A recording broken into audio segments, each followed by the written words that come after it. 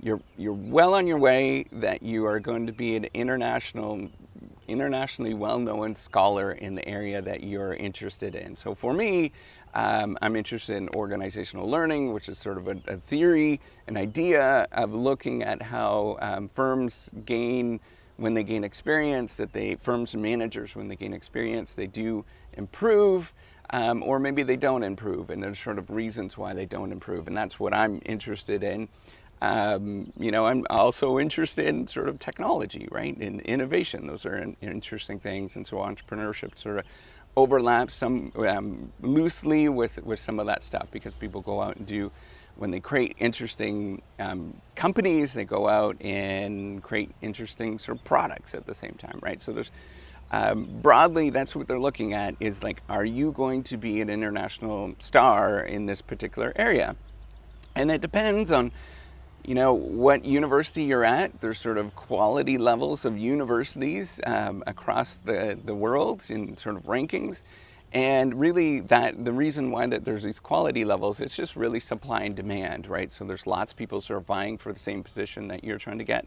So lots of people trying to get into various institutions that and trying to get this sort of tenure track position, and there's just not a lot of them. It's a really expensive thing for a university to invest in you. So you have to look at it as they're making about $100,000 $1 million investment in you so going forward, right? So it's expensive for any tenured professor to be at a university. So they have to make sure they're very conservative, that you are going to continue on with the path that you're going to continue on with doing, right? So that's the important thing to think about, is that it is not necessarily like this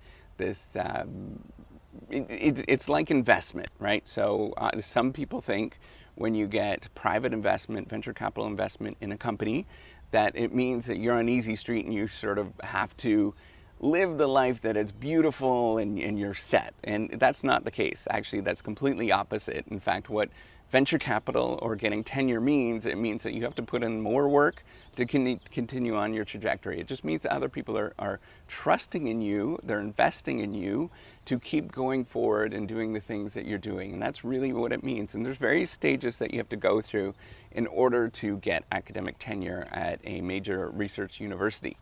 So the first stage is you have to get other people from in academia to sort of vote on your process or vote on who you are. And so you got to get letters of recommendation. And they will sort of recommend one way or the other whether you should get tenure or not. So often what happens is they just won't answer when you ask. So it's not you who asks them, right? So it's the chair that will go, and your department chair will go and ask them. It's sort of, everything's arm's length. And that's an important thing.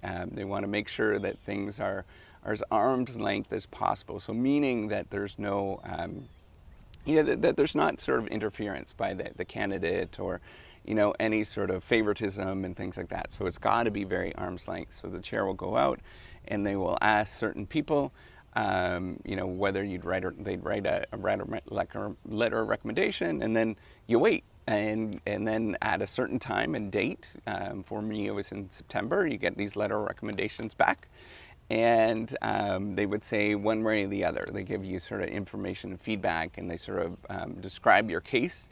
Then after that, once that happens, you take all these letters of recommendation that you have, you pile, or the ones that you get, you pile it into a big resume or CV, Vita, and have what's called a research statement. It's, for me, it was 6 pages of documented stuff of what I've done and what I'm about, and that's really what a research statement is about, and where I see myself going. And then you also have maybe a short little teaching statement or something like that in terms of how you see yourself in the classroom, and then you send it off, and it goes to the so first of all, it would go to the your immediate colleagues, whoever that might be in your particular area, and it would be so for me it was my department, and then in your department they're going to all sit down and have a meeting sometime in the end of September, or maybe later. Just all these dates sort of vary, and they're going to vote on what's going to happen with your case, and there's sort of different voting styles and what happens. But this is a sort of general process, right? And then after that, once you get through your department, whether they enjoy having you around and they see that you're going to be sort of have the right trajectory, that you've done everything that you should do, and they respect you. At that moment, when they vote on you, and if it's positive, it will be, and even if it's negative, it will be bumped up to the college level. And then the college, so there's various representatives from the different departments, or maybe it's a different sort of area groups. They all get together and they will vote on you at that stage as well. And at that stage, they will vote and they'll give you your vote of confidence, whether they like you. And, it's not just liking, but they see that you're on the right trajectory, right? So they really respect what you're doing. They respect the journals that you're publishing in. They respect the number of publications that you have. It's very much an honor sort of system where they see that you are going to become an internationally recognized star in your particular area. And then once you get through that, then it goes to the university level.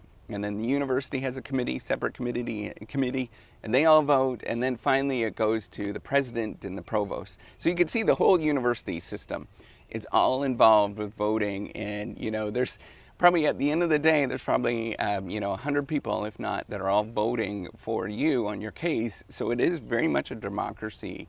And that's what the whole tenure system is sort of set up, is to remove, to make sure that there's checks and balances and make it as democratic as possible. And just make it sort of smooth as possible. Now, I must say it is not democratic in the way that you sort of think about it. It's democratic in the sense that it is like the way that the sort of American sort of democracy works in sort of normative sense, right? That it is messy. There's lots of sort of emotions involved. It is just exactly the same way that you'd think about the sort of normal way that the voting system works in the United States or any country around the world. It is not perfect in any sort of way, right? It's not just this like, you do this, X, Y, and Z, and this is what you get. No, that's not what happens. It's really messy. It is, the process itself, it is like just a sausage.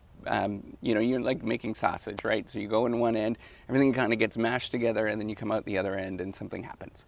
So that's really what academic tenure is like, and what it is, academic tenure, and what that sort of allows you to do at the end of it. Once you get that contractual arrangement that you have academic tenure, then it allows you to continue on with the things that you're doing. And they give you a vote of confidence to say, continue doing the things that you're doing. And that's really what it means.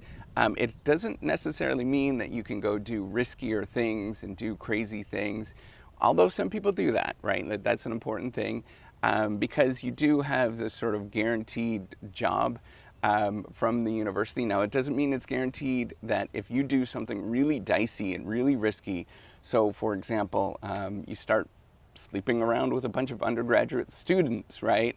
That is probably, you could probably get fired for that from your university. Or if you go and you start undressing yourself in the classroom, or just doing weird things that are totally inappropriate, then there could be a case to get rid of you, and they're going to try to fire you, just like at any other place. But what it does do, it gives you that vote of confidence to continue to do the things that you're doing, and you're not going to get fired for an idea that you share that is a little bit dicey, right? So, if you want to do taboo topics, you might be able to get away with some more taboo topics. Now, some of these taboo topics to research, you still don't want to do them because other people are still paying attention to you, right? So that's an important thing, is all of academia is looking at you. And if you do something really strange that is not sort of scientific, or, that you do something that is not what should be done, then the rest of the people are going to be looking at you, and there's going to be a tremendous amount of pressure on the university to do something about it. And that does happen. And so you have to recognize that it's not necessarily a guaranteed job. What it just means is a vote of confidence that they really respect what you're doing and you're going to continue to do the things that you're going to do. And that's the important thing to think about. It gives you the vote of confidence going forward to move through and become the international star that you're going to become. And it varies, and it's a difficult, messy process, and I'm going to spend the next few videos going through that, talking about academic tenure, because it's really important, and I had no idea about this. Coming from some little dinky town in the middle of northern Ontario, being somebody that didn't have any sort of academic folks in my family and stuff like that, it's important to, I just did not know. I was clueless, still clueless about the process. I'm still learning about it, but I'm willing to share and be open with you about what has happened to me, and so you have some sort of information going forward in terms of what it takes and what it's all about in terms of going through this whole process.